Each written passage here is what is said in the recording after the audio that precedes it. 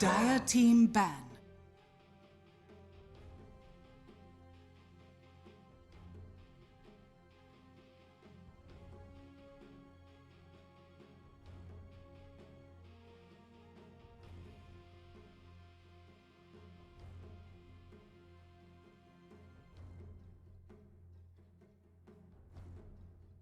Ten seconds remaining. 5 seconds remaining. He is going mid? Yeah. Okay, so Arteezy is going to go Alchemist is always going mid. You don't gotta worry about that. I'm just looking at it. It doesn't look quite right. It's not like the old Alchemist where I needed to be there to pick up the bounty rune. Yeah, this is the lane I want to key in on for sure. I think EG got a big buff once the mid lane became more of a one-on-one. The panel touched on that a little bit. I know that Sumail is...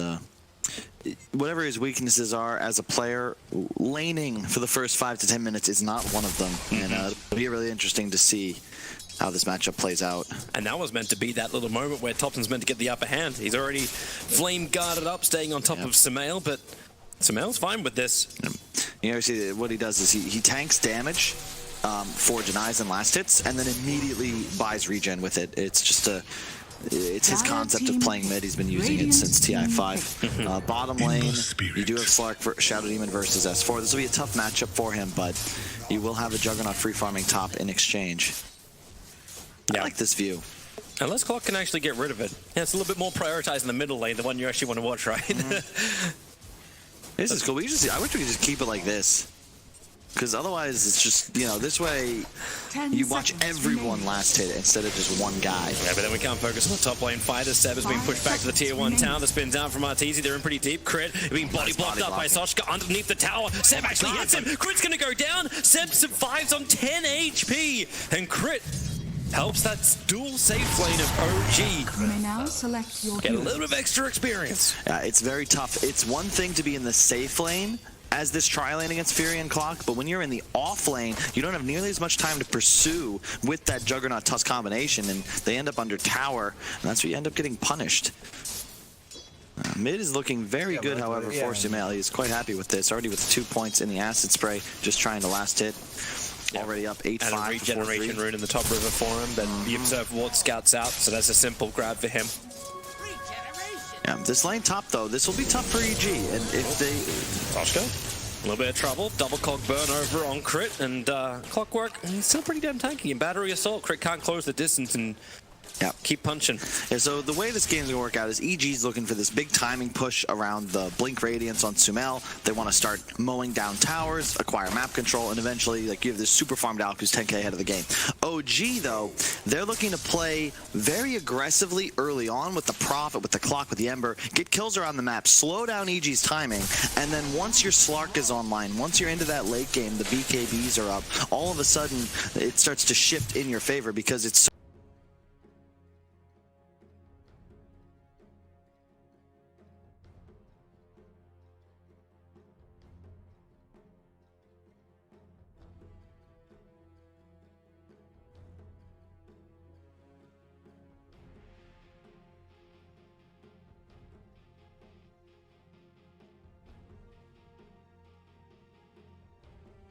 You know, Nahaz, that professor, he'll go to an exam. It's like, you know what, I have a red pen always in my pocket, ready just to circle that R and say that doesn't belong there. Hey, don't worry. I'm going to get Slux's name correctly this time around. All right. What about, and thank God there's no Sven, there's no Weaver, there's no Winter Wyvern, so you're not going to hear anything wrong for me. Maybe. I guess so, Necro. I mean, I'm going to pronounce everything correctly. Lacoste, you are a unique human being. Never change, man. Very special Keep talking the way you work. No one wants to hear these crappy Americans that just have their normal way of saying things with their nasally tones. People want to have the European accent. I don't know where I fit into this one because I'm a nasally tone as well. So you know what, I'm just going to retire. That's all it's going to be. Like, well, I'll leave it to the Europeans to be the better commentators. That's why, like, I actually love like the Danish accents, the Swedish accents. That like they're so like What about British accent, though? You can't compete with that. There's a lot of different British accents. You actually got to hit the right British accent, and then I find it very entertaining. What about some Scottish or Irish? No one would understand what they're saying if they're from. See, but that's when you get the tint of the accent, and you get like the right stuff. Like if you should always get like Red Eye to talk the way he normally talks, like the way he was brought up to talk, and you wouldn't understand him. But that's what vocal training is for, isn't it beautiful? Oh, we found a way to scout out the observer board. Yeah, got it. The bear is able to look around. It's like, I think I know where. Yeah, I found it, boys. Why is this a thing? It's only just become a thing with these mid lane wars. Oh, look, got it, boys. A thing lately. The Hawk, come closer, or FNG. He wants to eat. Oh wait, no! They gotta be careful. They gotta be careful because Father's gonna deny it. No, he can't. He'll have to back off. Easy money. 100. Yeah. All right. By the way, just as a side note, because like I'm just going to address this because Naha's actually started this crap, even though technically I started in the previous introduction. Oh, nice 3 bounty runes. The reason why I actually said, and I have been trying to recorrect it and got the bad habit in the start, I started saying Suska instead of saying Suxa. The reason why I did that is because when I first cast him, I was actually watching Naruto for the first time ever, an anime I just never got around to, and Sasuke was in my head every single time. So I ended up getting this stupid hybrid in my head that I could never shake. The question I have for you, Toby, are you still watching anime? Yes. Oh, I'm going to ask you for a good ones after. Okay. Sure. I was actually watching Season 1 Attack on Titan finally. Just one of those things you had to get around to. Really, really good. Anyway, back to the game of Dota, because that's what we're here for. That's what we're meant to be doing, right? Like, yeah, I guess so. So, really disgusting lane on bottom from NiP. Ace on Necrolite and PPD on Undying. I think it's beautiful. I love it. It's gorgeous. It's bad. It's green. And that leaves like the Hawk up on the top lane with FNG. Very, very safe. It's gonna be like the army of beasts, the army of summons that NiP have to try and clear through. And look at PPD. Yeah, this is all he can do. Like he has to try and zone out the Centaur and just keep continuously stealing the help. 420 HP on a Centaur. He's doubled up the wave. And this leaves Immersion to have the one-on-one battle with Ace, who's doing a pretty damn good job. He's knocking Ace down. Yeah, but PPD only has 1 mango left on his hero and already spent all of his mana. I mean, you steal the strength, but it basically deals not enough damage to harass. And the Centaur pulled the lane back. And it's going to come under the tower, which is the only downside. Look at Peter. Yeah, he knows how much health he's got. He knows he can't be harassed out of this lane, so he may as well stay with him underneath the tier 1 and try and beat into Immersion. There's also going to be the other fun lane, Afro Ninja going up against Fada, like who's able to get on top of this lane. The Templar Assassin has been a highlight of the miner that NiP came through, and I look to see her doing exactly the same thing again here. Saxa? No, it's actually just FNG's trying to attack with this Alpha Wolf, just allowing the Hawk to creep skip out and hit it hard. Yeah, FNG is actually an alpha male. What is he riding? What is that? On the oh, so this is the new one. It came out with the Immortal. We're not showing this on the screen though, so we probably shouldn't talk about it too much. But it's about it. Yeah, when it's on the screen. It's the gorilla mount of the Chen. That's way too soon. They added Harambe into Dota 2, our Lord and Savior. It's never too soon for Harambe. A little bit of a problem right now is Centaur's trying to run away from PPD once again. Already committed the Hoof Stomp, and like how long can we continuously skip this out? I suppose Salve becomes a lot more efficient unless PPD can just reach him for one more punch, but no, you've already got almost a full live Centaur who's willing to try and turn onto PPD, realizing that he's pretty low on mana. Also trying to work with Immersion, who's rotated over. Oh, this bottom lane is a lot of rotation. It feels like the creeps have spent more time out of the lane than in the lane on bot lane. If they can catch FNG, he doesn't have a creep to interrupt the shackles. I mean, they have a bear, a Savage Roar, which is good, but if he gets caught in a bad position, they could easily score a first blood on him. I do like the way that they use Savage Roar. Like Sandstorm, like if you walk out of range of it, obviously you're going to dispel it. And that's exactly what he does to the SK. Hard to just patiently sit inside of Sandstorm on the lane. There's a wraparound on mid. The question is, does Fada want to use that He's going for the rune. healing salve? What's Afro got? Oh, Flame Guard comes up, just wants to burn through Fada quickly. Fada, actually no, Afro, he bottled up the That's double the damage first one. rune. And that's Fada going down, and Afro Ninja. That's the start he wanted, that's the start that his team wanted. He Get killed him Fada for on tilt. 559 gold. What the hell? How's he worth that much?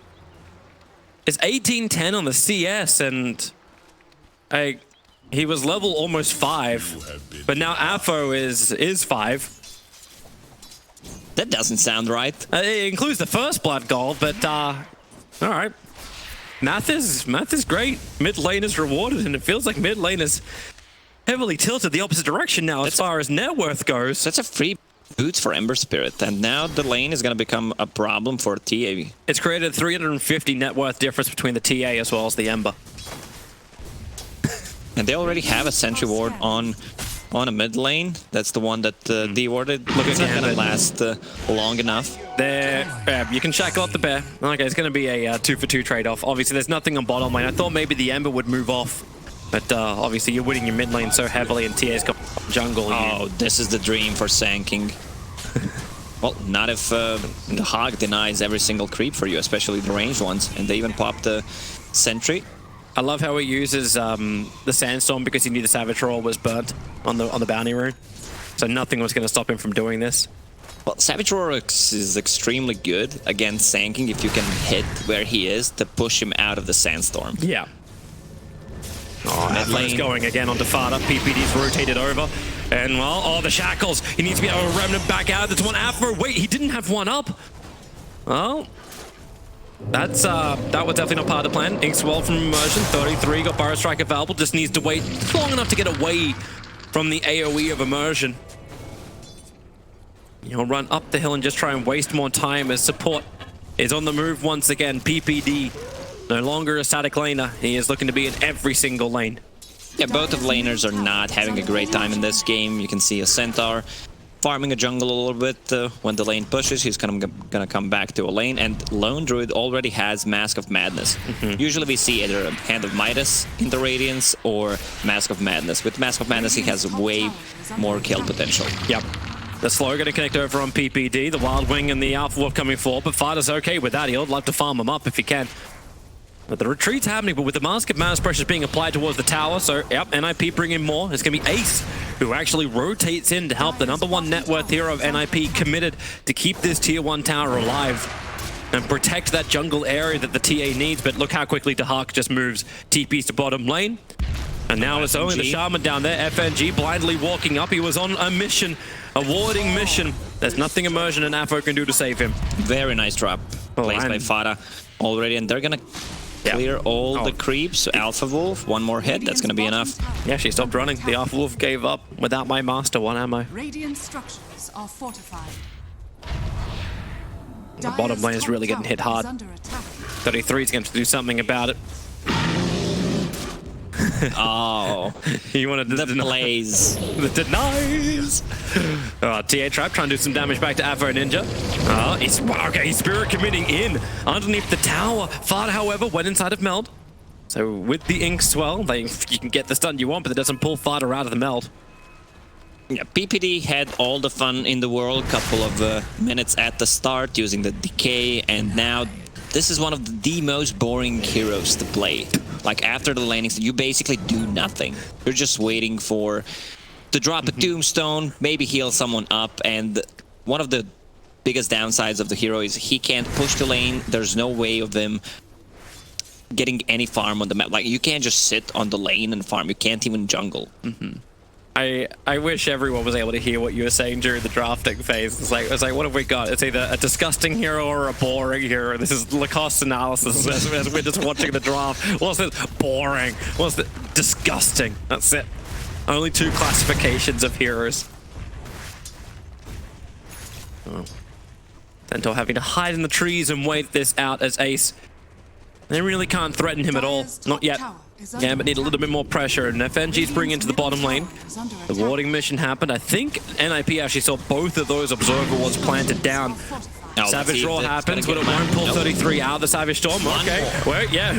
If at first you don't succeed, use the second one. The Silence over in the tree. Centaur Stomp number 1, Inkswell after the Centaur Stomp number 2, and the Entangle. Sure, everything you need to kill off 33 and take the tier 1 tower on bot lane.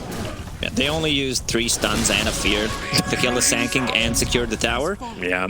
This lone drug is getting so much. Wait, is there going to be some TP support on the way? Because Stampede is available, but no. Reaper's Scythe, a fantastic ability against Centaur, putting him down for 40 seconds. Yeah, most of the time you can see the mirror movement when enemy team is trying to kill your tier 1 tower. Your carry either TPs to the top lane and you try to secure it, and that's exactly what they did. You just increase the speed though right now, Gambit. Like they're already pushing to the tier 2 tower. 33 can move into the tree line. And he'll go into the Savage Roar. Dahakashi body blocking him up with the bear. 33 won't walk out of it. Ace has now come in to stop this as FNG's TP out will be successful. Middle tower is under attack. But Gambit trying to force the movement back from NiP. Look at this little triangle on the map. The observer wards that Gambit placed. They see the shrine, they see behind the tier 2 tower, and this is where they're gonna play. Bounty runes will be picked up by the Hawk. Let's see how many they're gonna get. 2 for 2 trade. You see where the Hawk now turns his attention towards the mid-tier 1 tower. He could go back up towards the top, but that would be more of like the farming lane for the safer area, so no reason to put him up there. He needs to be the one on the front lines, and that allows the Centaur to go into recovery mode. Yeah, the issue that NiP has right now is they can't start a fight if there's no sanking. TA can try to start with a trap. That they are better at counter-reacting. Immersion lining up. Here's your Spirit Jump forward. Uncertain what Afro was really trying to hit with that one, but the Sentry Ward is already down, so they see the SK hiding inside the Sandstorm. And nothing really comes from it. Gambit didn't want to jump too hard in. Man, I wish I could trade my spot with PPD right now. I want to play some Undying. Yeah. Because you can get yourself back into a professional team. I remember Online Kingdom International. Never forget, boys. Ace being charged down. The multiple stuns are coming in. Once again, FNG chaining his stuns nicely with the Inkswell. Spirit Jump out and in. So Afro, he actually got the kill for it, even though it felt like he wasn't there when the death happened. But this is a kill that happens on a very far off lane. It does happen, of course, on the #1 net worth of NiP. 270 gold for that kill. Yeah, I love the build on this Necro. They need a core to scale who can go into super late game, because at one point TA falls off. And with the Radiance, Necro can do so much. Also, he has a Veil to amplify the magical damage that they have, and they really have a ton, especially with the Sanking and Undying as well.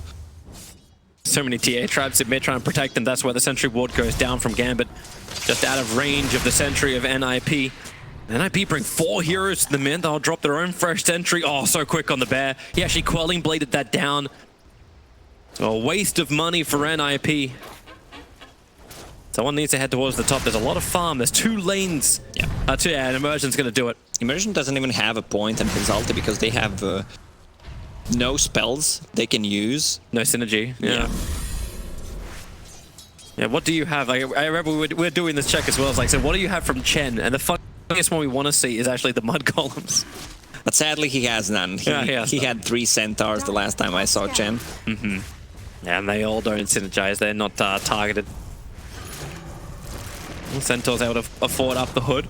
SK will get drums as well. So we start seeing these sustainable and team fight item for the SK arrive.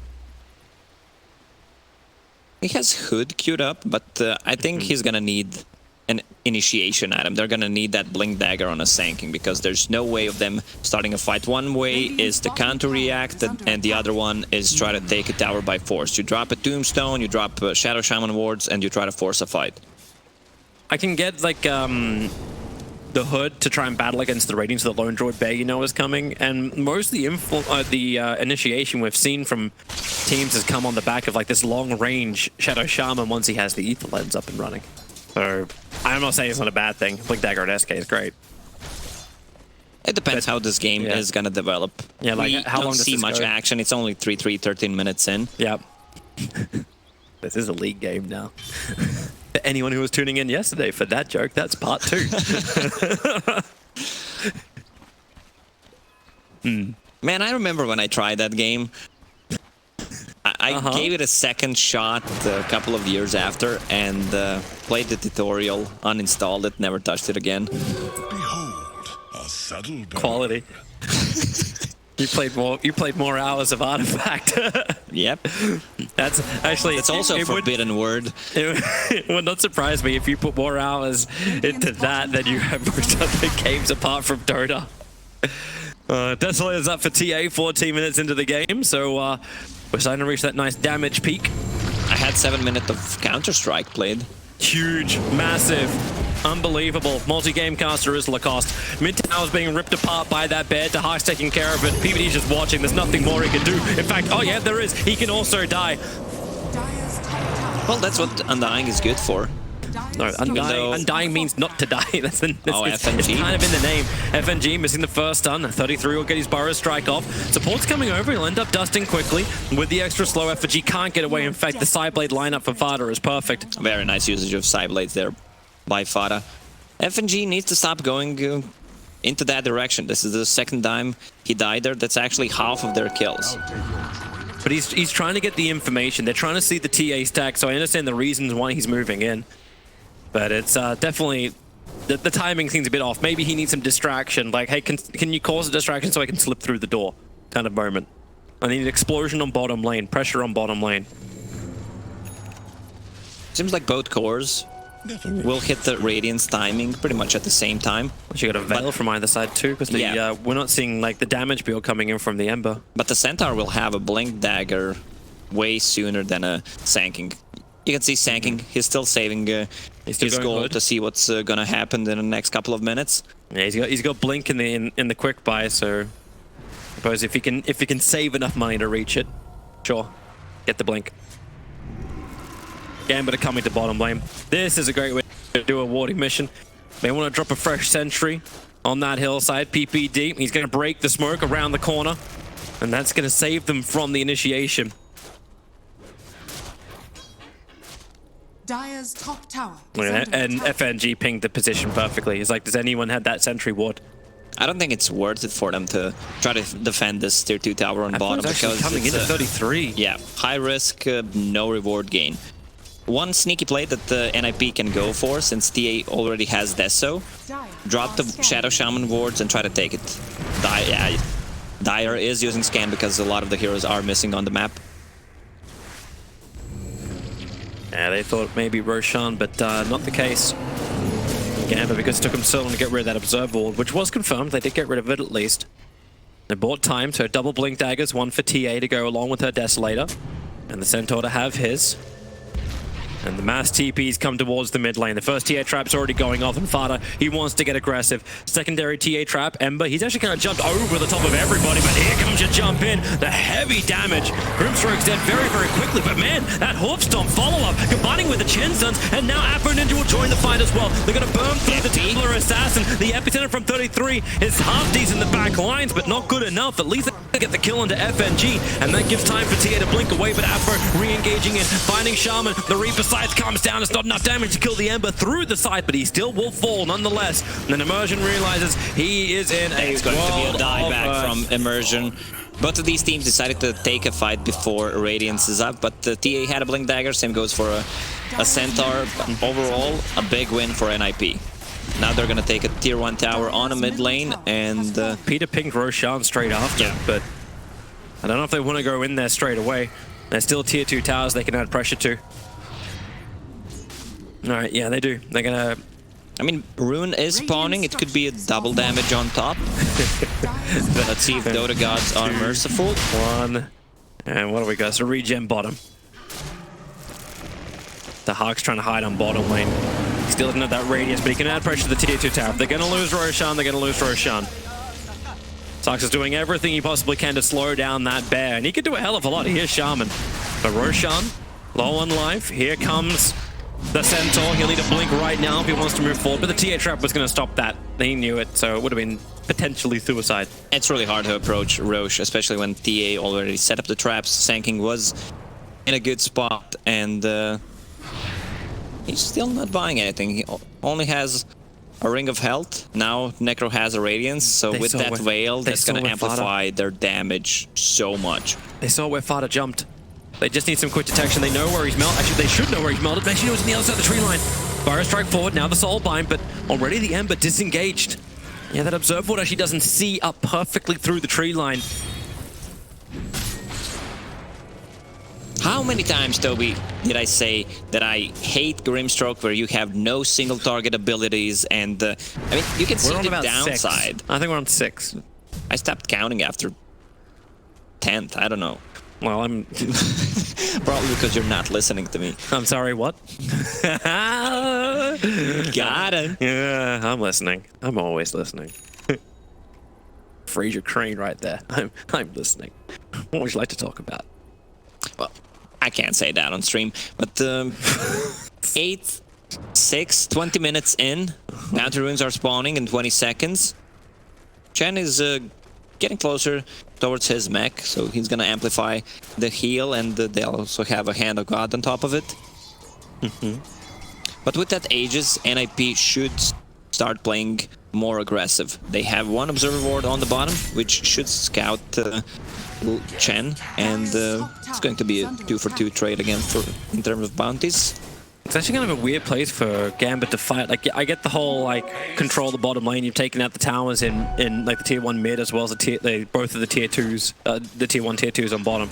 But, okay, maybe with the wraparound mid, they can move elsewhere, because this is where you know NiP will move. Ace, is there a sleight of fist searing chain to try and slow him down? There is from Apho with the Stampede forward. Hawk Stomp, man, they're going to delete him so quickly. Goodbye Necro with a follow-up silence into Zuxa. He's trying to back off, but the Phantom's Embrace held him in position. Now the Hawk's Bear as well as Apho go to work. That's exactly what they needed. They need to take control of their jungle, because they already took a tier 2 tower on bottom, and there's nothing they can do. Even if they take a fight, there's no objective they can take. So switch to top lane, farm up. There's a tier 1 and tier 2 tower. So the walls they put down there, because obviously, like, do you want to keep your presence down there at all? Or is it just so you understand we need to back off top? Yeah. Okay. So both of these offlaners have full Pipe of Insight to mitigate the magical damage that both of these teams are heavy on. And TA's got a BKB to work with as well. Undying is the one they're trying to initiate onto, coming down through the jungle. That Observe Ward sees the rotation. The rest of NiP 33 a little bit too short on his Burrow Strike in. They still want that kill on Undying. He's not gonna pop. PPD is so low, 58 HP, but they find a better target over on the side. Necro, he thought he could come out to the shrine, but it won't happen. 33 under Sentry Ward, under detection. He'll fall too. Gambit getting back-to-back kills, and they're gonna get the bigger one. The Templar Assassin, remember, she's got the Aegis Immortal, and BKB from Fada. The 10-second one's gonna be burned. Can they get an entangle? That's what Bears are good for, but the Hulk Stomp, oh, that'll work as well. Over into the Shaman, and the Sleight of Fist to catch PPD. He was trying to stick around to help, and now there's 4 heroes lost to NiP and Gambit. What did they trade? Nothing. Ace died twice in a row, which was gonna set him back so badly. Also, NiP lost the vision that they had in enemy jungle and around the shrine, so they felt like they are safe in their own jungle. He TP'd and instantly died. And that is NiP playing inside of Fog of War against Gambit, a team that wants to be aggressive. They got Lone Druid and Chen. They want to push you straight after as well, so it's punishing when you lose these fights. The Chen army has even been moved up so they can see the shrine area, so there's no way for NiP to say, okay, well, now we go for a wraparound.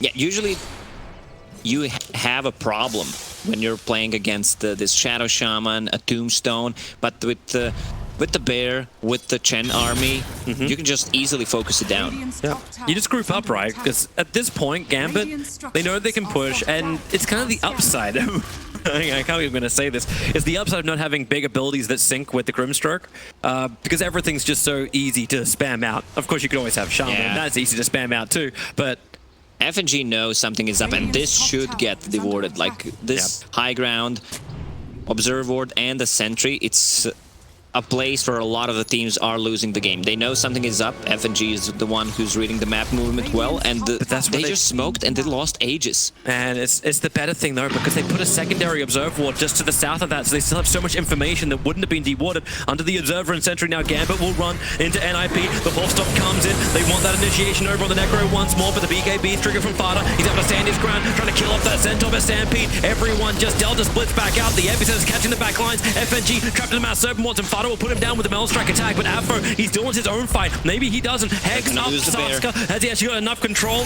Yep. Sakska does. And the strike down. Maybe enough to get the kill? Yep. He just walks up next to the Centaur to find the kill. Looks like Immersion will also go. He's gone. They need to protect this Necrolite. In the previous fight, they couldn't get the Soul Rip off. Now they did, and they also focused the Phantom so he can get the spells off. If they can't kill him through initial burst, this Necro will pop a Ghost Shroud, even though they have a lot of magical damage, but he will also amplify the heal for himself and keep himself alive. After that, they still have no defensive items. Like Ember Spirit is all in. He has a Maelstrom, he has a Veil. Also, somebody shoot me for doing that mistake. I apologize again. Well, it's just like such an idiotic thing.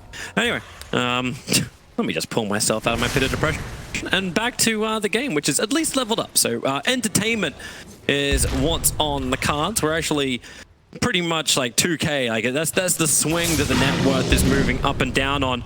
Looking for these 25-minute bounty runes. Gambit are able to claim both the bottoms. Both the tops will go to NiP, keeping things even Stevens. Usually, BKB is not the item that you want to get on Necrophos because it doesn't synergize with your Ghost Shroud since you can't pop it. But in this game, I think it's justified because of all the magical damage that they have, and basically they have no physical damage at all besides bare hitting them. So you kind of wish though, it's like with the jump, if you don't get the BKB off right, at least like a Neon Disc would allow you to stay alive instantly when they go on you. But maybe it's too easy to trigger. Now NiP coming towards the mid lane, the Tornado begins, and then the Hoof Stomp catching out 33, sending through the Phantom's Embrace, keeping that SK silenced up with the Soul Bind as well, just wanting to keep that damage arriving into Hux. Bear's doing some work, man, that damage! Both the supports just couldn't walk away from each other. Unwillingly bound. Gambit clean up the, well, what ended up looking like a support. It was a core and a support. yeah, that now mop up the really Tombstone too. Good fear from the Hawk there with his bear. On top of Soulbind, of course, Fada, he's getting caught, has 8-second BKB to work with. He'll still feel pretty confident. He's building into that Orchid. So they'll have some kind of answer to the Ember Spirit. Yeah, he wants to cut into backlines and be able to either kill Ember Spirit or just to completely lock down Grimstroke. Grimstroke also does not have a defensive item. I wonder if Ember starts thinking about building into like Lincoln's or something along those lines, because he's building a Shiva's Guard at the moment.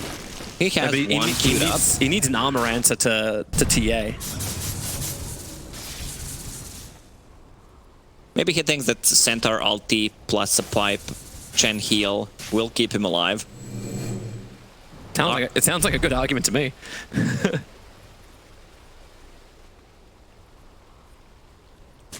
Sox has just backed himself up. 33. Man, is he playing bait again? The Dust, Steel Fire Strike down, Slide of Fist. They've already got the Phantom's Embrace. Sox gonna throw over from the tree lines, able to get the Hex off, but with the Inkswell, they're getting so much damage. Soul Rip, everything PPD can do to keep him alive is still not enough. The Tombstone is dropped, but the Bear moves forward to mop it up. PPD Soul Rip will keep this up a little bit longer.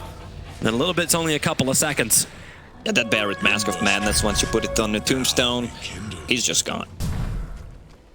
The lanes, mid lane and bottom lane is in good position for NiP, but Gambit, they can take this tier 2 tower with a force, and Roche is there. And they already TP'd Gambit to the bottom lane. He can clean up, and if he has a Remnant up, which I think he does, he can just jump back in when they find this opportunity. Oh, once again, a support a little bit too far up. I think he was looking for the denial on the tower. There's not much other reason to be there. Either way, that's Gambit claiming a tower, claiming yet another kill, and with Roshan alive, they should be able to claim him as well. I feel like Gambit is doing a way better job at warding and de-warding. This is what the FNG was always good with. All right, NiP. 5-man smoke up. who is the target? The Observer Ward is watching mid.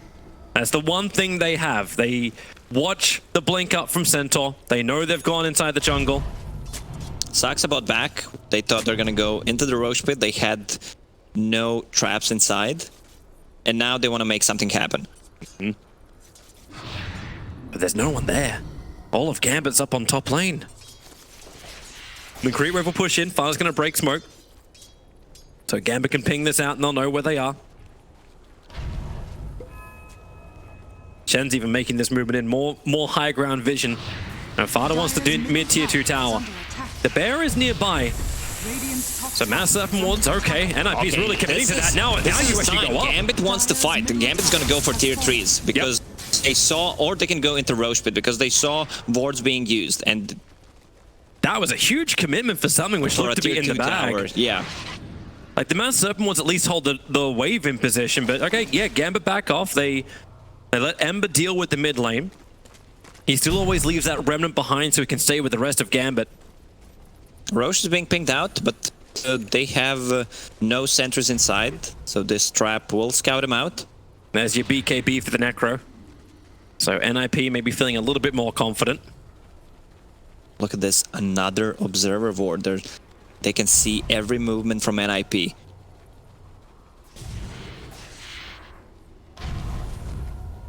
I'm a bit surprised that Gambit didn't use this and go straight into Roche pit. With this extremely farm bear, Roche dies so quickly. Arcane Rune, that's gonna be a really good one for Ember. It's kind of funny to watch Ember Spirit actually change his item build mid item. He's got a Shiva's gun in his stash, and he's actually going now into, I think it's like the Lotus Orb.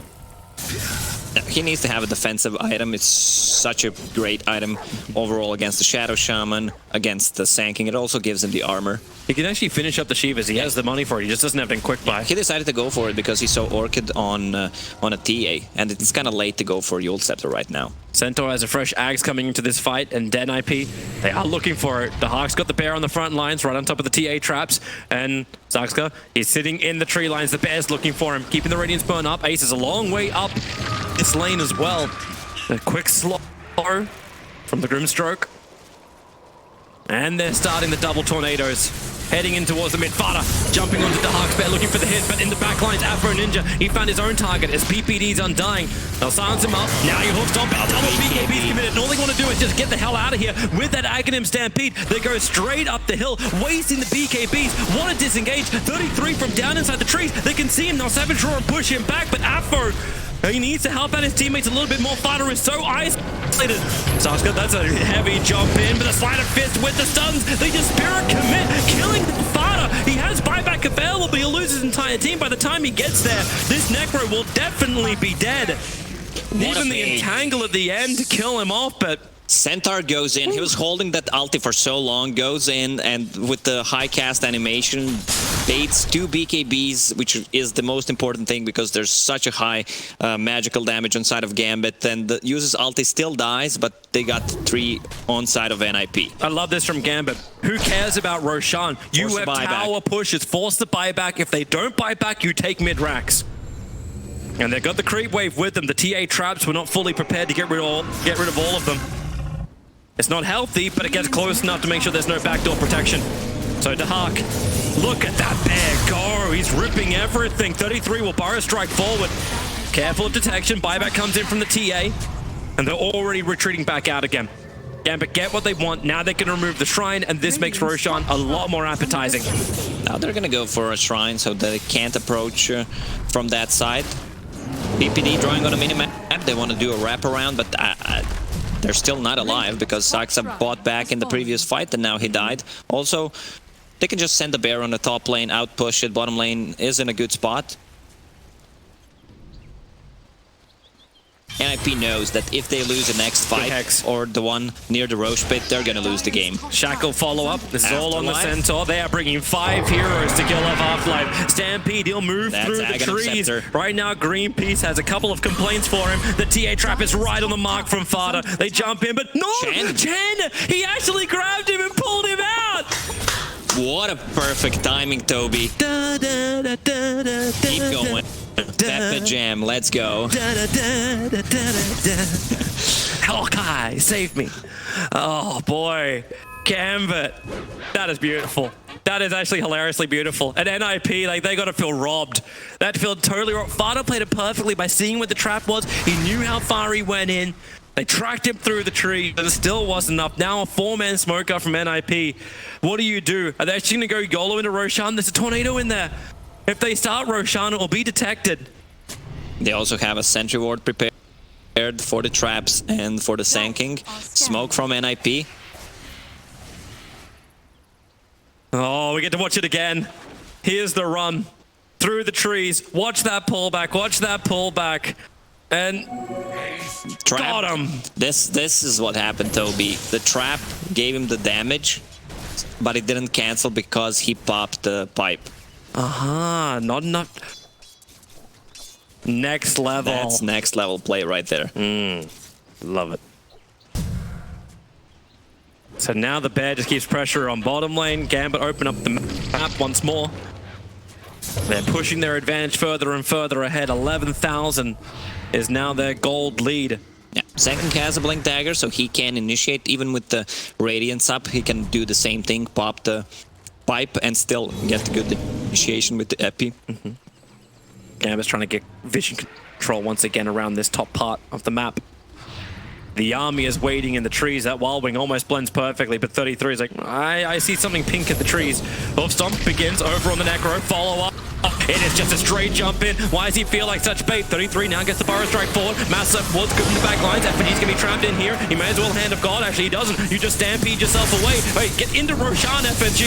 He needed to get over the hill, but he couldn't find a way out. And the slider gets damage. So much damage. And now with the double Phantom's Embrace, they're silenced up. Ace can BKB, but it feels way too little, way too late. Buyback on the Undying. 33 comes in with the epicenter. They have a follow-up silence, but support is there, and they still can't find the kill. Ember Spirit was protected by the Glimmer Cave, and now the Lotus Orb is up. There's no way to counter-initiate. A double kill for Dahak. And if they keep this rampage going, Gambit will just take the victory. Everyone from NiP is just having to buy back and burn it. They need to hit that epicenter to win a team fight, and they are going for Ember Spirit, who's sitting on 37 armor and the Lotus Orb. They also have a saving capability with that Glimmer Cape. And if they don't take the flame guard off, like, how are you meant to get through that? Like, it's so much resistance. And goodbye, Roshan. That's Cheese and Aegis. Afterlife's itemization in this game is perfect. No Crimson Guard because they don't have that much physical damage besides TA, and the spell, I mean the damage block does not work against the Shadow Shaman ward, so no point in going for it. So Hood, Pipe, and then straight into Aghanim Scepter right after the blink. Yeah, and you've seen it how effective that's been. Yeah, and they can always run from Tombstone, they can run from Shadow Shaman wards and choose a fight. The 3-man TP out to the side shrine. They're going to actually find in the tree line. So Fada just blinked himself forward. They saw Lone Druid for a moment. FNG was underneath the Observer and Sentry ward, but the issue was over on the side. It's Dahak who just brings his bear over, and this is where NiP, they had an idea. They wanted to come out and fight, but the target they found, only half of their team was there to battle him. That's a DD Ember Spirit with the Lotus Orb. There's no way he's anked. Chen does not have ulti right now. His only issue is he doesn't have enough mana, so he's bottling up what he can. They have two strong frontliners. You have this bear, you have a centaur, and there's an Aghanim Scepter to reduce the incoming damage as well. God. Saxa, another buyback. Another meal. Yeah. Already up and running. Hex. That's a long range. Lotus Orb still protecting the bear, which is attacking the tower. They have lost their creep wave. NiP have no way to really get in behind it. Lanes are in a good position, so they can commit.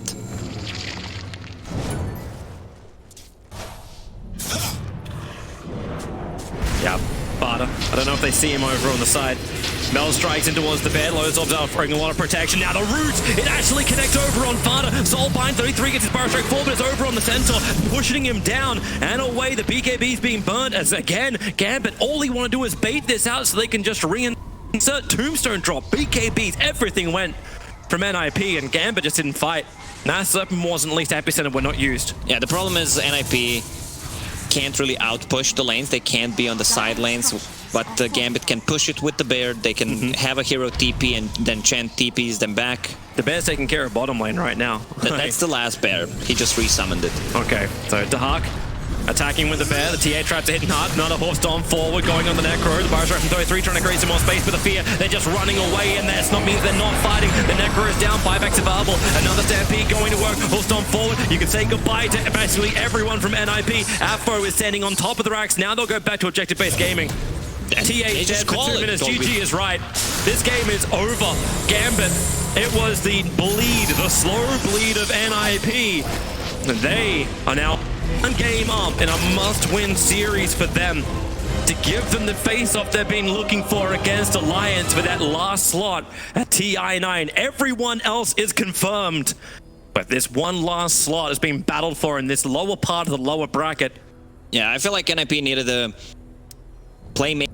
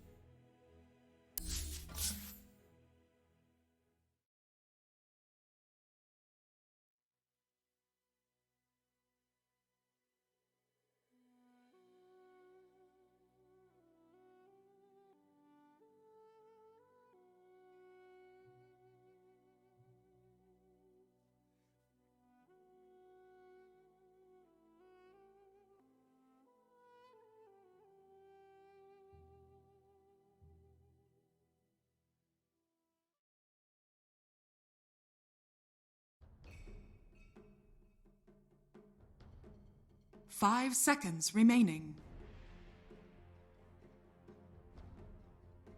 Dire team ban. Radiant team ban.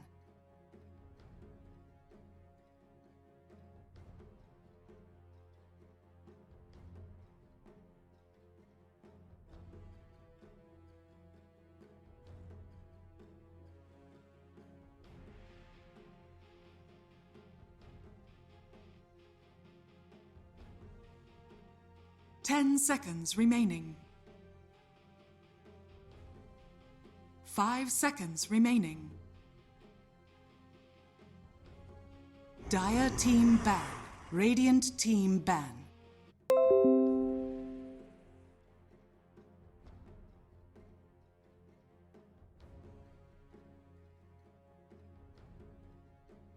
Ten seconds remaining. 5 seconds remaining. Dire team ban.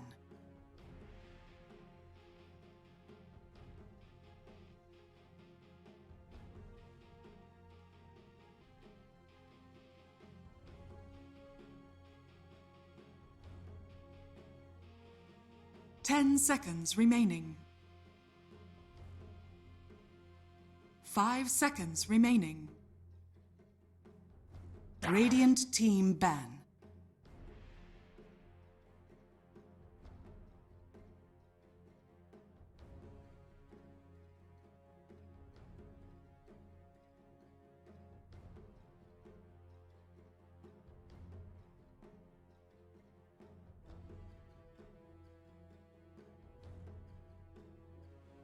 Ten seconds remaining.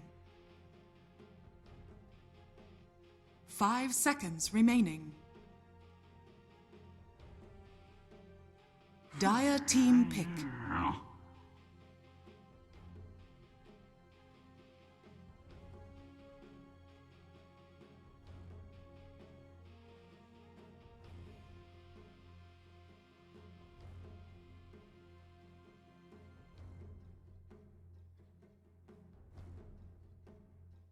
Radiant team pick. Sven stands ready.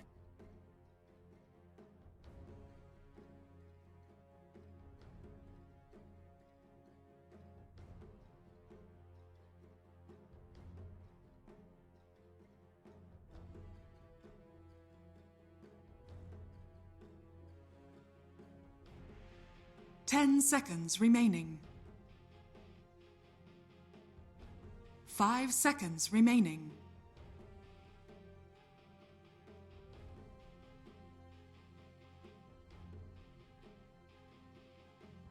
Radiant team pick. Jen.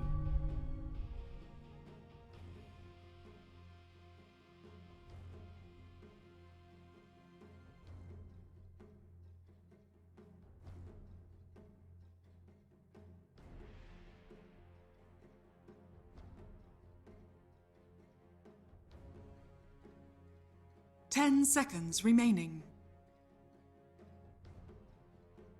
5 seconds remaining.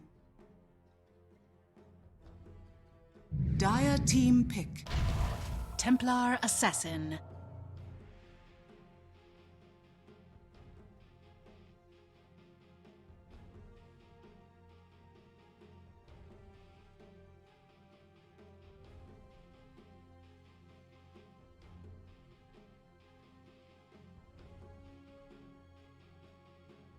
Ten seconds remaining. 5 seconds remaining. Dire team ban. Soul Warlord.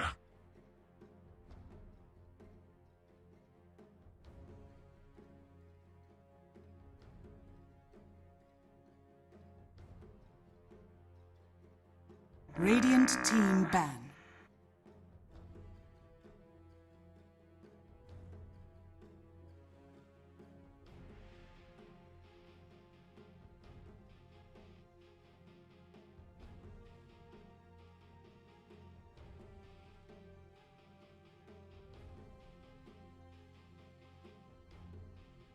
Dire team ban.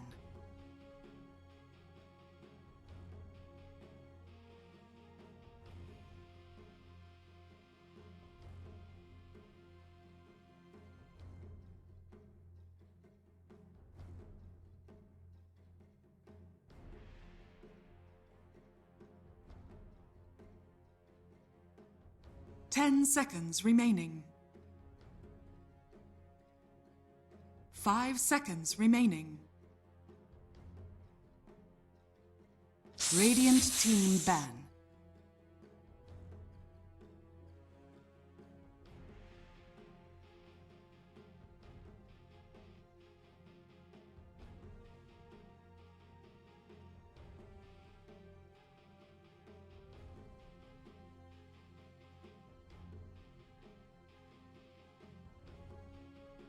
Ten seconds remaining. 5 seconds remaining.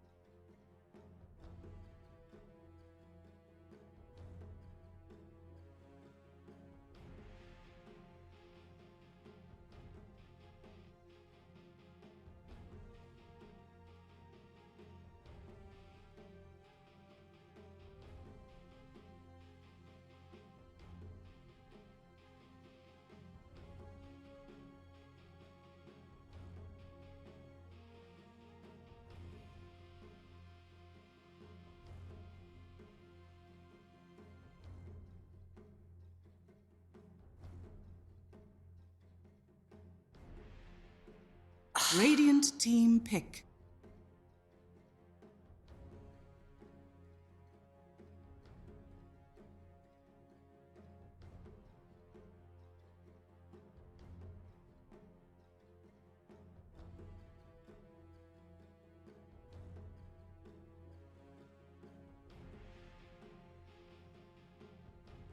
Ten seconds remaining. Dire team pick. Winter Wyvern.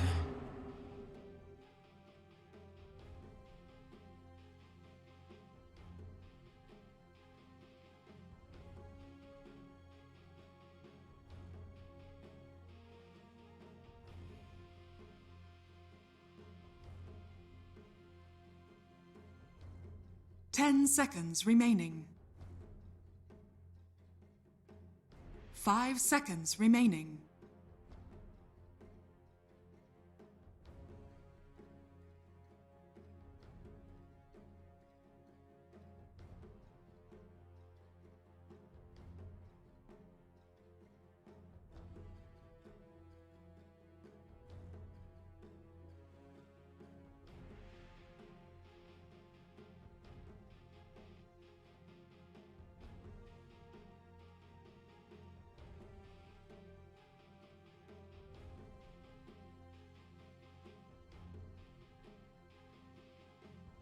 Radiant team pick.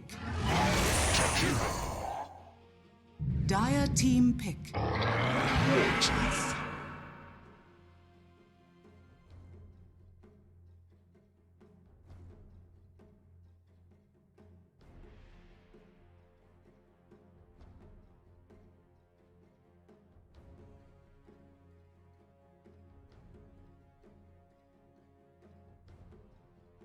10 seconds remaining. 5 seconds remaining.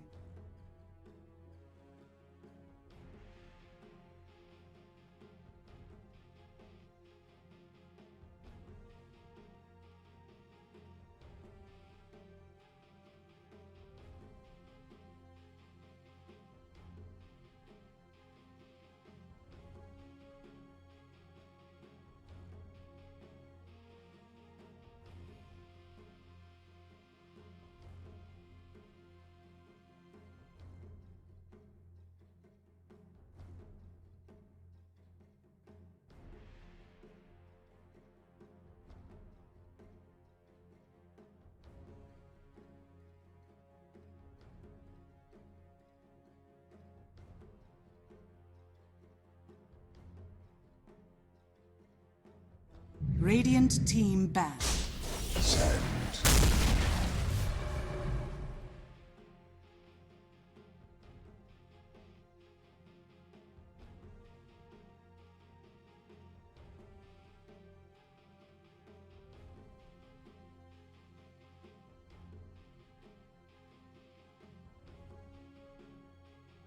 10 seconds remaining.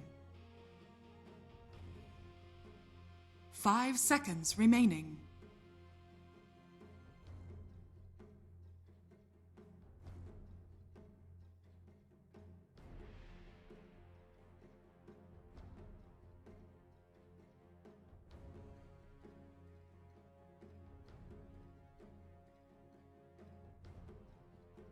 Dire team ban.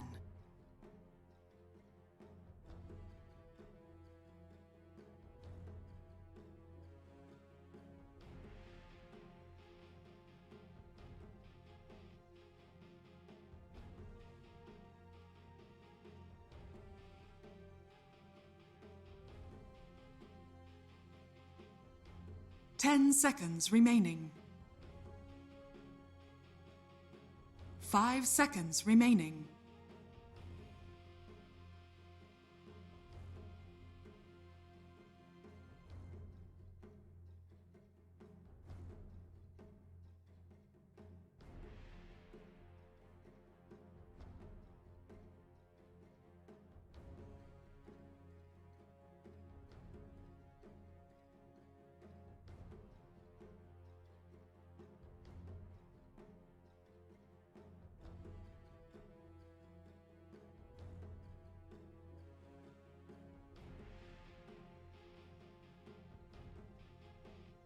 Dire team pick.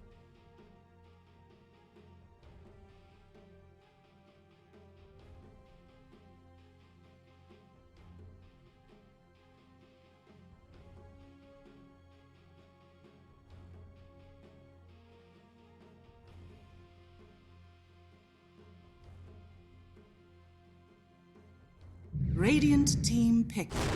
Lena.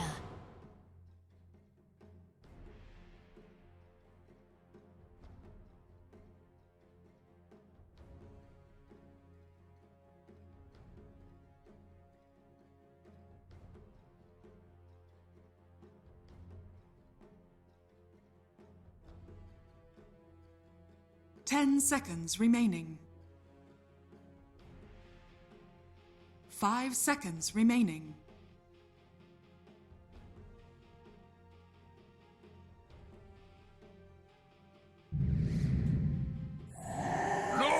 Choose your hero.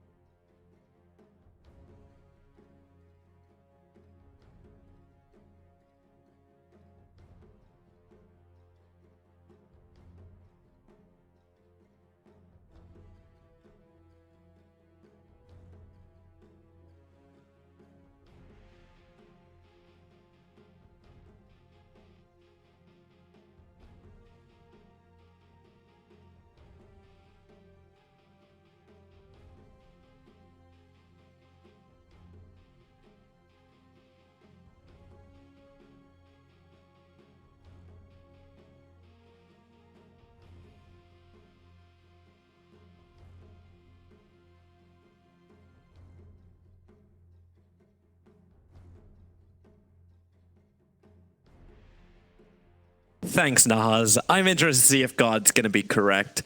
Like, this whole, like, the late show. We always go late. Or it's just not the late show anymore. He wants us to get no rest. I'm okay with that. It's a day off tomorrow. Yeah, so, it is. Yeah, we're good. Can we make this best of 5? Yeah. Can we do 5 games? Like, just small request. We're good. I'm awake. I'm fine. I had some energy drinks. An unbranded energy drink because they're not on this wall behind us. So an unbranded energy drink. We're literally drinking Ray Gaming directly. That's how we get through the evening. Have they released a branded drink? I don't know. Anyway, all right. Eric, draft, interesting. Gods has been putting a lot of pressure on the lane. Do you think the same type of thing? Like you're running this heavy kind of stun style lineup against Gambits. strong, ready to push kind of lineup. So how hard do NiP have to win early? NiP has 648B draft where there's a lot of stuns. Every single lane has a double stun. It's pretty easy to execute, but I'm a bit worried with these two cores, both Sven and Troll. If they fall off, they don't have a good laning stage, but they should. They're ganking. Kill the wabbit. Spirit Bear.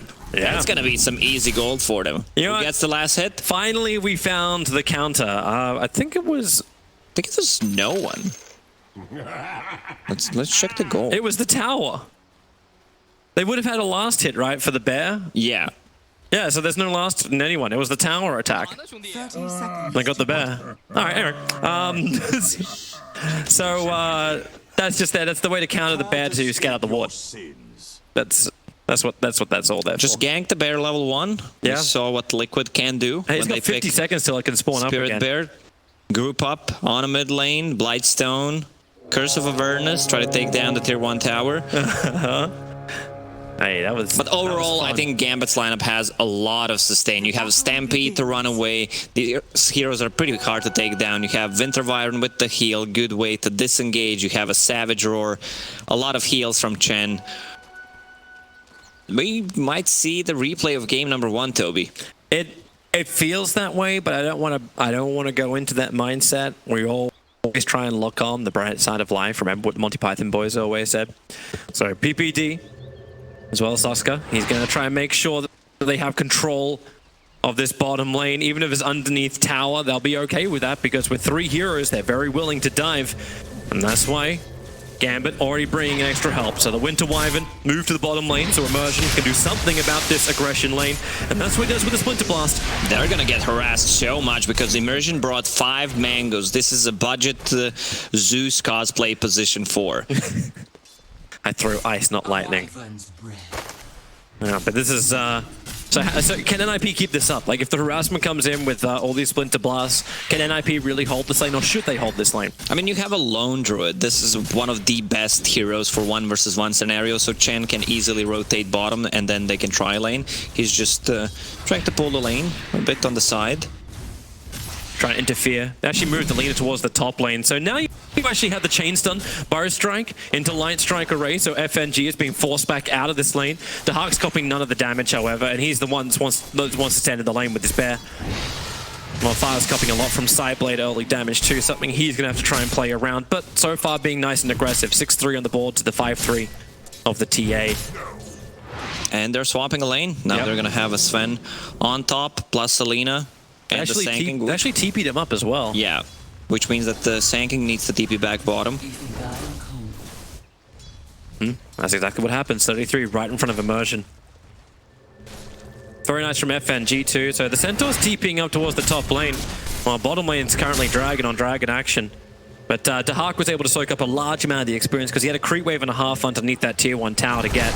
And they're still going on to Immersion into the trees with the door breath. Dahak kind of wants to help out, but well, he doesn't have much to give. The bear is still up on top lane. So now they're gonna keep these lanes. Immersion will go to the top, TP straight away.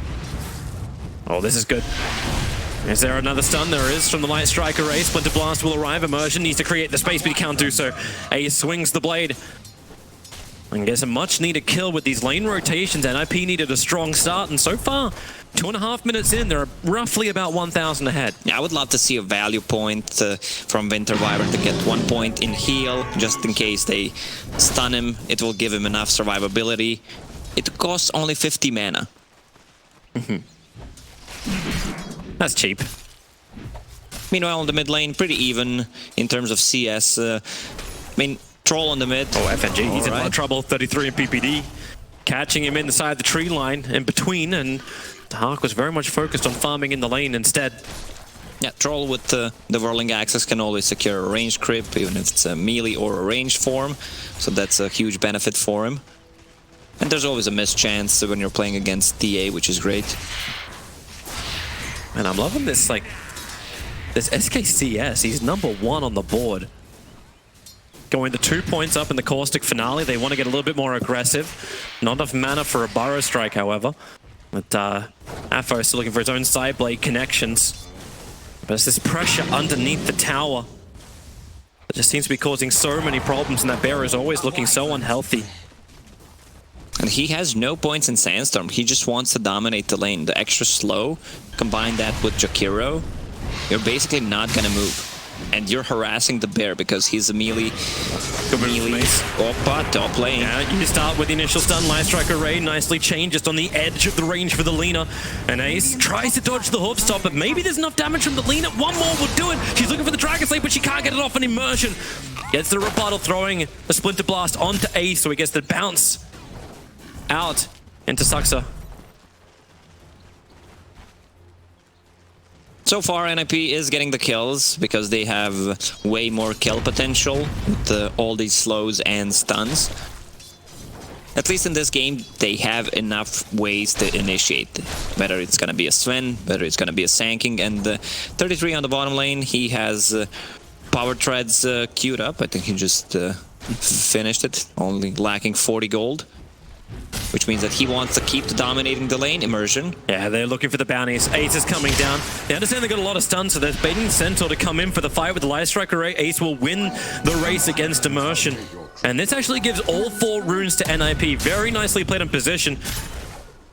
Even if you lose Ace, the amount of money you gain is high, and he has the Light Strike Array from his teammate just to walk it off, and that skill point up in Warcry. So they'll get away to safety, and that's the 5-minute shrine.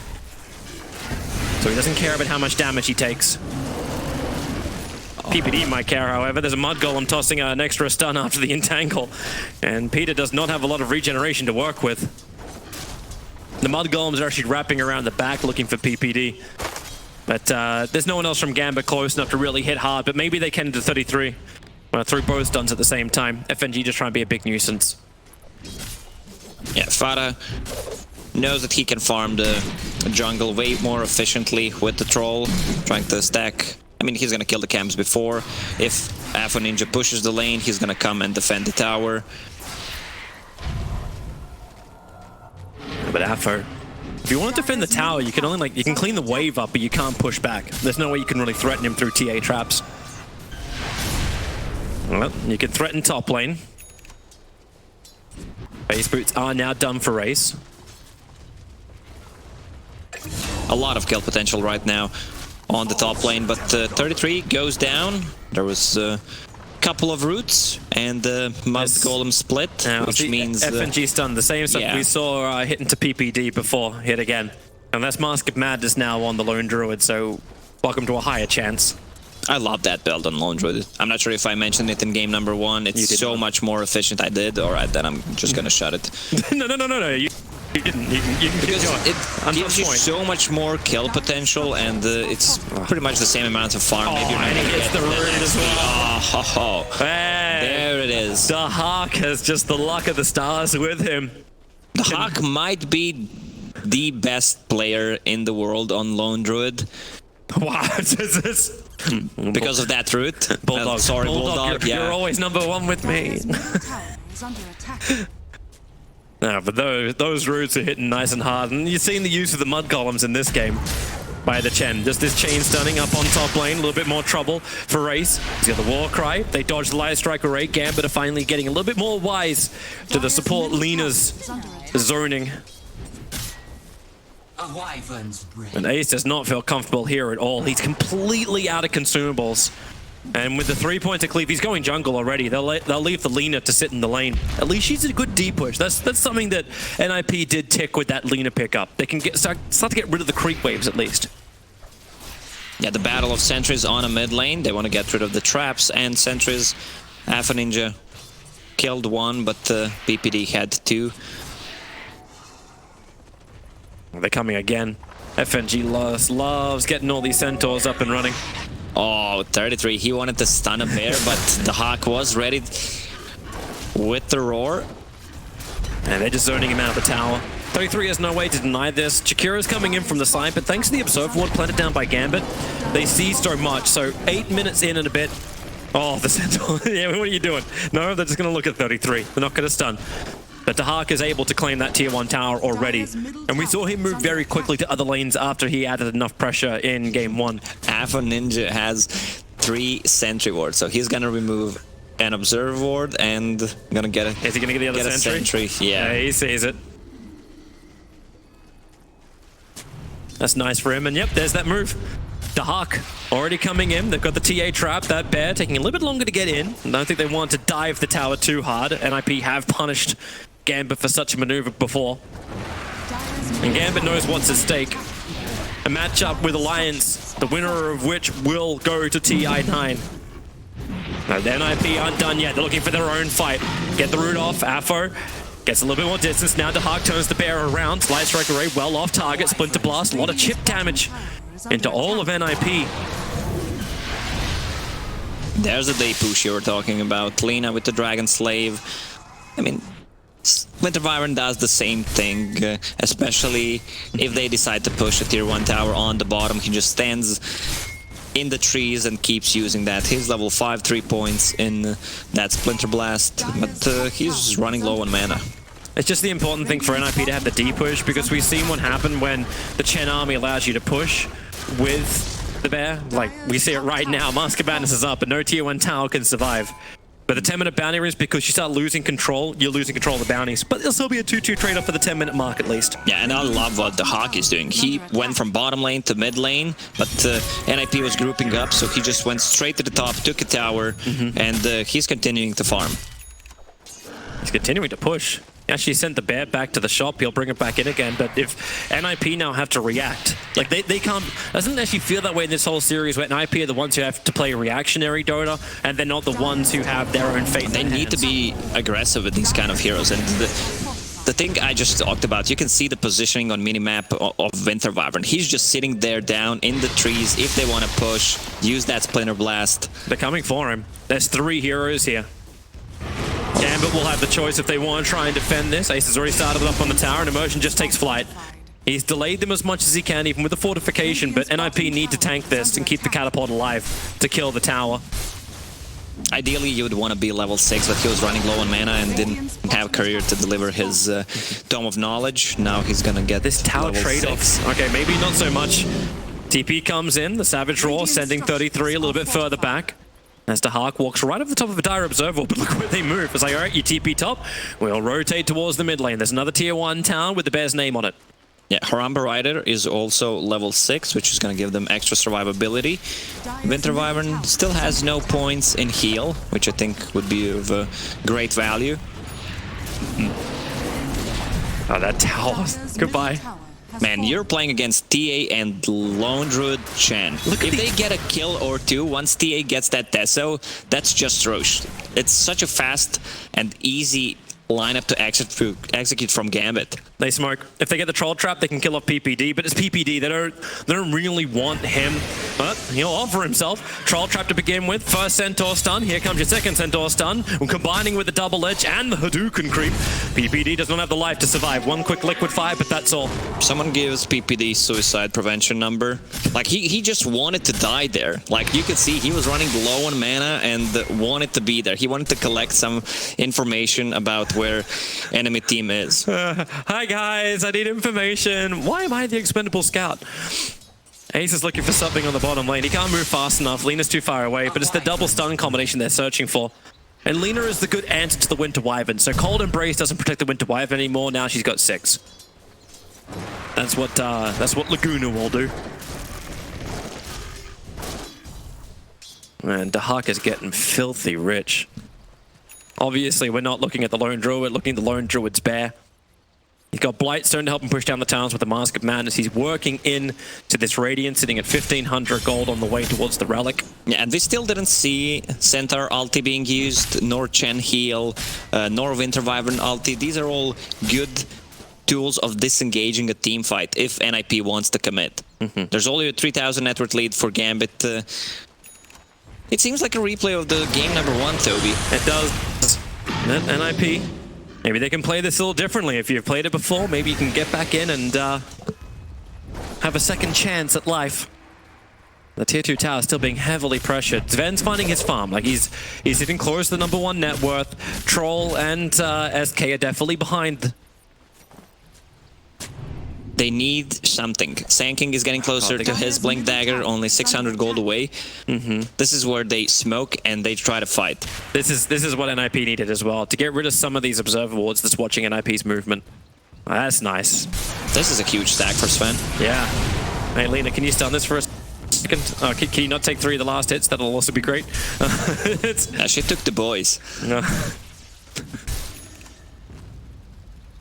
Well, that gets her arcane boots. And they clean through it fast enough that the camps also respawn. So just good efficiency coming in for NiP. Even dragging the creeps over to A so he doesn't have to walk so far. What a nice support. 33 still trying to get close to that Blink Dagger. It feels like then they have a chance to initiate. Then they actually have something to work with, as opposed to what it is right now, which is, hey, Sven, can you phase boot forward and Stormhammer somebody? He skipped Hand of Midas. This game has Blink queued up, so it's the double Blink. Nice. They can't Into start the the fight. epicenter, Ice Path. They're going to take out the Chen army. 4 creeps to claim. FNG, I think, wants to bring a couple more people to help out here, and he's moving forward towards the Jakiro. And yep, it's already a stampede forward. They got the root entangle over on 33. Hoofstone to make sure there's no shenanigans with striking away with the Burrow. He was so close to that Blink Dagger. Now his 100 gold away once again. And that's what they were looking for from Gambit, to then push the top, get the 15-minute bounty runes. The Bear is taking care of bottom, and he actually got both of the bottom lanes with the Bear. That's 4 bounty bounties. runes, because the Bear can now, like, it can pick up gold too. Seems a little broken on that. Like, it can't attack, but it can grab bounties. Paws only go for bounties. I don't think anything's broken about Lone Druid, to be honest. There's a reason why he's not picked that often. Dire using a scan will connect in the Roche pit, but that Deso They've moved so and the fast to it. Centaur. I don't think NiP don't get there in time. You got Jakiro nearby. He's going to throw out a nice path to try and mess with things, but Roshan, There's no way they can enter a Roche against the Winter Wyvern, against the Savage Roar. There's also a couple of traps. so that's the second life for the Templar Assassin. So this is a double Blink Dagger timing on NiP. If they want to make a move, now it's the right time. Yep. Radiant's And they bottom really need to make it tower is work. under attack. No one's coming to defend bottom lane because right now Gambit is still focused on removing the last tier 2 towers from mid as well as top. Lone Druid is taking the top lane by himself. PPD is the only one who's up there to try and defend it. Well, that's a nice item pick up. Diffuser Blade actually arriving for the Troll Warlord 16 minutes in. An entangle onto PPD. They're even tipping him before death, during death.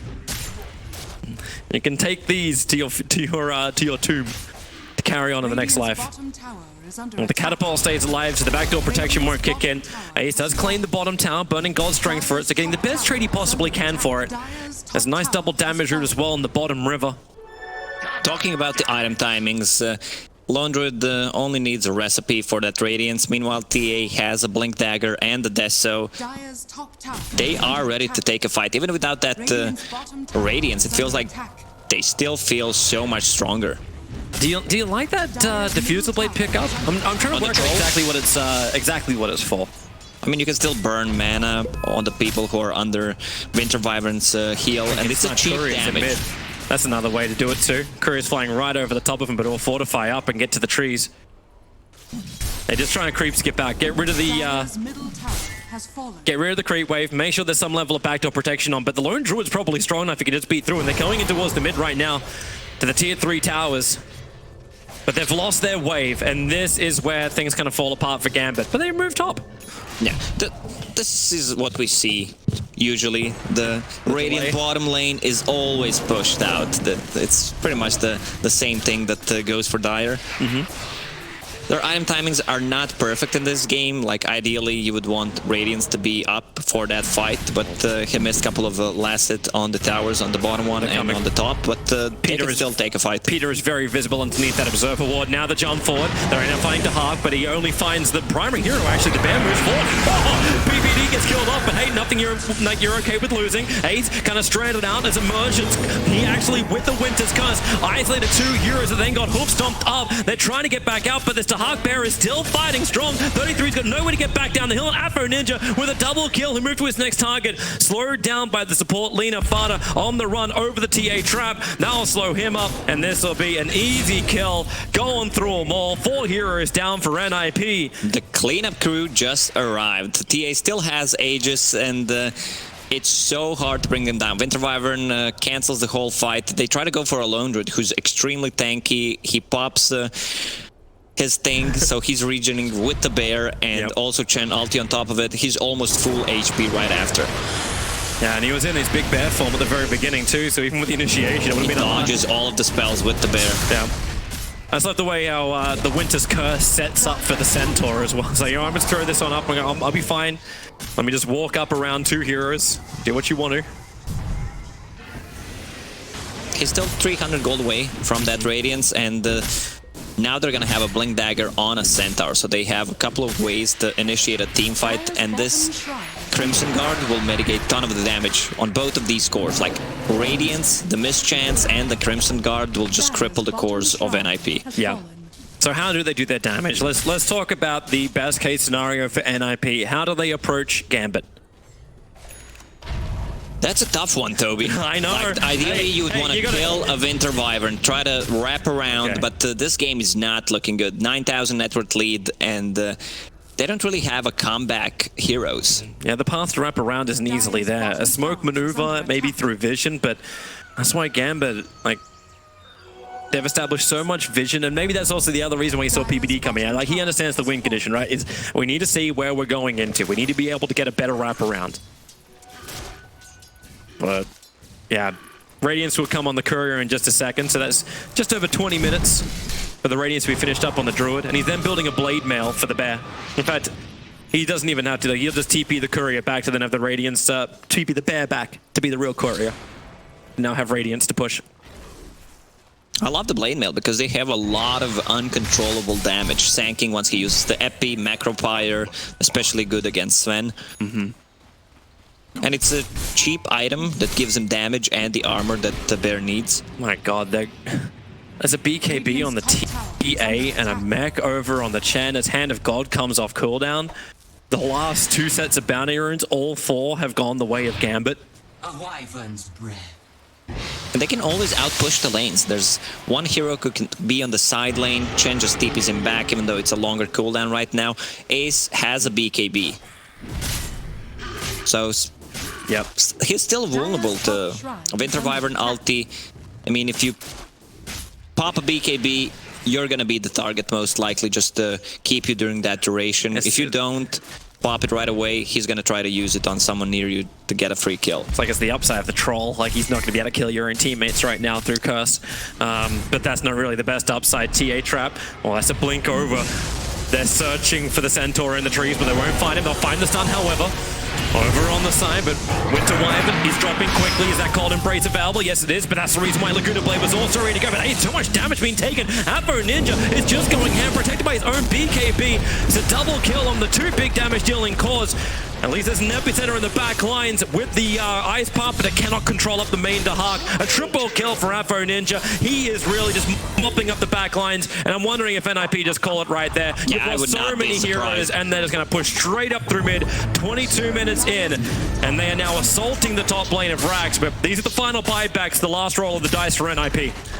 Adesso, a Lone Druid, and a Centaur with the retaliate damage. They're just split pushing them right now. Glyph is forced, even though they got the target that they needed, Winter Wyvern, because before he can get any spells off besides the heal, still not good enough. Yep. They can at least get through this bad. Ice Path's control, but they're just waiting for the double hold. Some Afro jumps in, instant deletion of 33. And the rest of NiP are following him down. Dahaki's actually getting this bear out to safety. PPD looking for an Ice Path that cannot reach anybody, even with the Diffuser Blade. It slows up Afro, but they can't walk outside the base. They can take another shrine. They already took the right shrine. Roche will be respawning shortly if they want to take this safe, but NiP, they used 4 buybacks. They're going back in through top. I feel like Gambit can just close out this game straight away. The melee Rax is so low that he only has to risk the bear.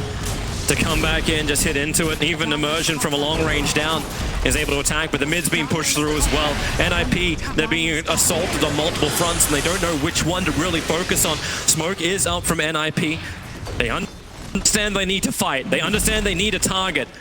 Centaur as well as Dahaka, the only ones really presenting, and they're the two they can't really take. Maybe a bear, but if you group up like you are, there's your Hookstop focusing onto the Lina. She's down already. 1 minute on the sideline. Back to objective-based gaming. Clean up the racks. Continue the push. Get Gambit into the next round. That's all that's on the mind of all of the Gambit fans and also the players. This is the last set of racks is Roche. Let's see the respawn time. 2 minutes, 25 seconds. They have an observer ward, which is actually finally helping them. It's watching the Chen. Maybe they get the initiation over from the Winter Wyvern. Looks like Burrow Strike might have already begun it, and his Immersion just Glimmer capes and walks away. The sentry came too late from NiP to keep the chain stun going. And we are going to back up, and yeah, it is going to be Roshan. But he's 2 minutes away, so... The longest spawn of Roche. 20,000 net worth lead. They managed to grab only 5 kills with all the stuns on side of NiP. Yeah. This must be a fun game to analyze, Lacoste. Has the status quo changed? No. They needed to stomp their lanes way harder with the lineup that they had. Yeah, they did. Usually, the hero that's missing in this kind of lineup is a bounty hunter. So you can snowball, get the kills, have a good chase potential, and get the extra gold from the kills. But the snowballing never really happened. Like Gambit just kind of dodged.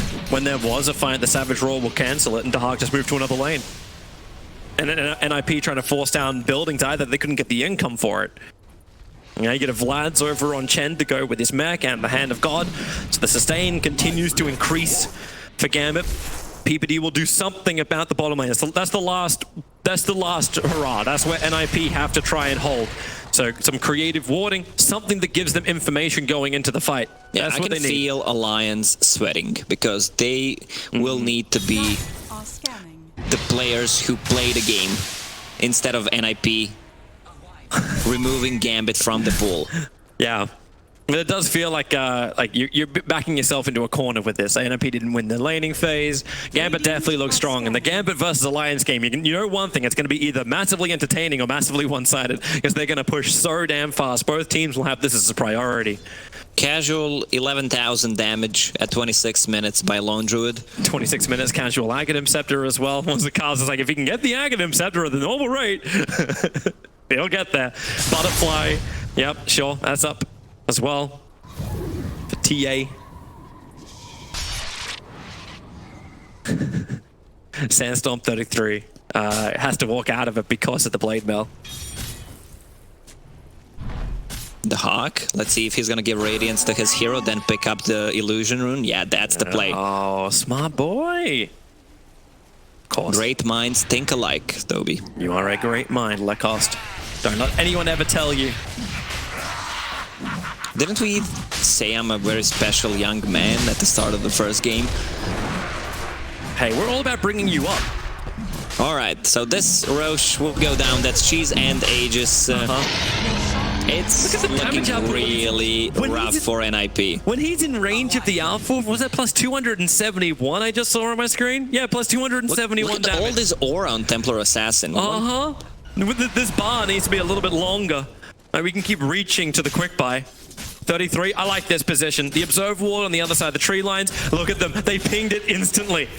That ping came from FNG. He sends the courier over. He sends the Wild Wing over. He knows 33's there and puts a tornado on him. He can't blink himself out. They know he's there. They get the detection. The Hoofstorm comes forward. They need a little bit more detection to actually Where's grab the reveal? him. Does anyone bring reveal? Anyone have a gem? Hello, team.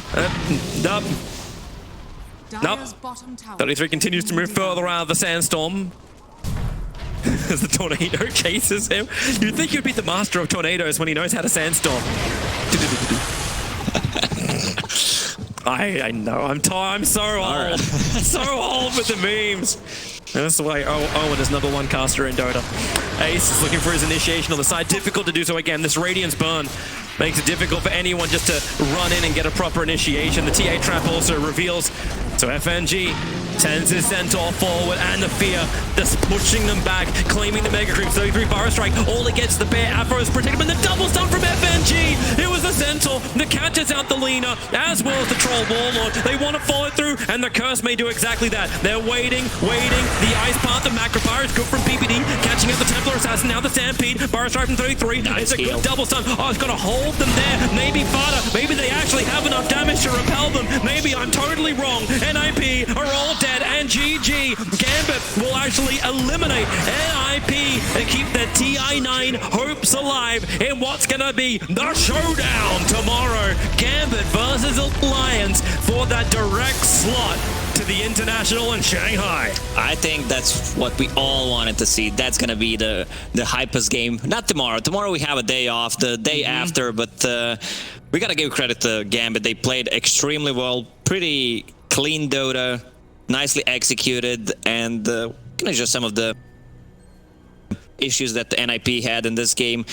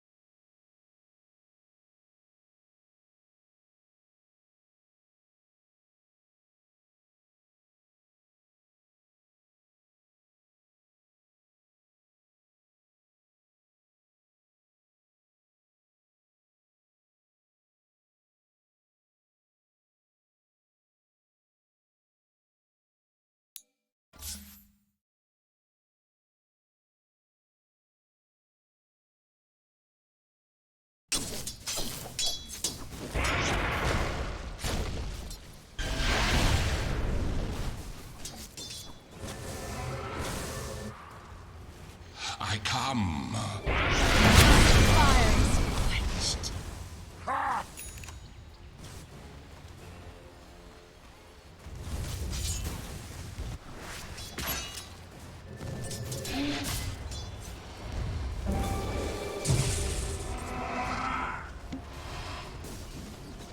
You fought badly. My ink pools.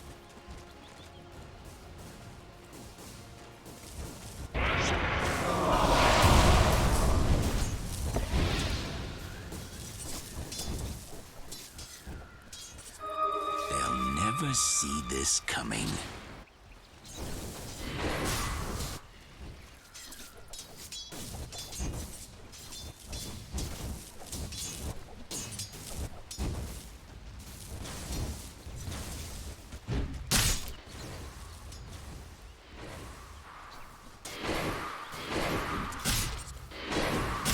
Radiant structures are fortified.